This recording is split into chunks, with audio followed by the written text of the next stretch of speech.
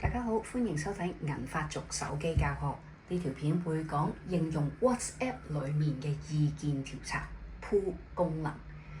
做搞手約飯局咧，要定到一個日子咧都好難嘅，唔使強求齊晒咁多人啦，但係要定一個日子係最多人出席到嘅咧都好難。想像喺多人群組入邊，大家你一言我一語，要逐一睇晒所有嘅信息。再諗諗咧，邊個時間咧就最合適，就真係好頭痛嘅。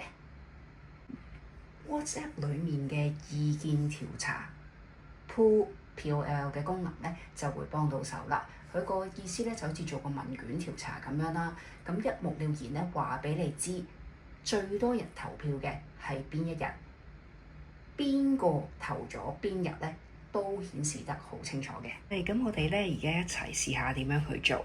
咁畫面度見到咧，我喺 WhatsApp 入邊嗰個群組度啦。咁喺左下角度咧加好，咁然後咧就會見到咧有個選項叫做意見調查。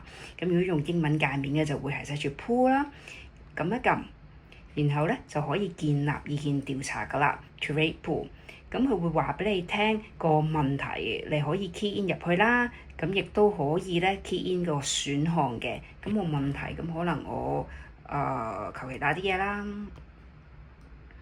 咁然後個選項咧，咁可能我打 A 或者 B。咁你見到佢好叻嘅個選項，你加咗兩個之後，佢繼續咁加俾你。咁如果你再要揀 C 嘅，咁你可以繼續落啦。話A、B、C 已經 OK 啦，夠啦，咁你就可以咧拉落去下面啦。咁你會見到呢度咧有一個叫做允許選擇多個答案嘅。咁 on 就係着咗綠色啦，off 就係灰咗啦。咁如果英文界面嘅話咧，就係 allow multiple answers。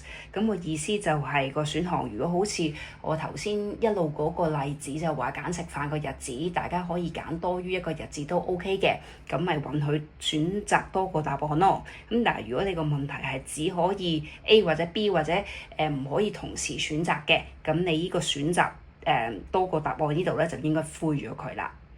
咁然後啦，我呢度着翻先啦，咁然後就撳傳送，咁你就可以咧將呢一個嘅問卷調查咧發晒俾成個群組嘅所有人噶啦。咁如果係有人投咗票之後啦，又或者我自己走去投票啦，咁我揀 A， 咁我撳一撳佢，咁你見到咧佢呢度右邊咧已經寫咗個數字字列，就係話有一個人投咗票啦。咁我攞翻之前我嗰個例子先。咁如果好多人都投咗票啦，截咗紙啦，咁然後咧你想查看票數，就好似我頭先咁樣講，睇翻除咗呢一度已經話到俾你聽邊個選項有幾多人去已經投咗票啦。咁你想查看票數睇嗰個細分，咁就係話邊個人投咗邊日幾多票嘅。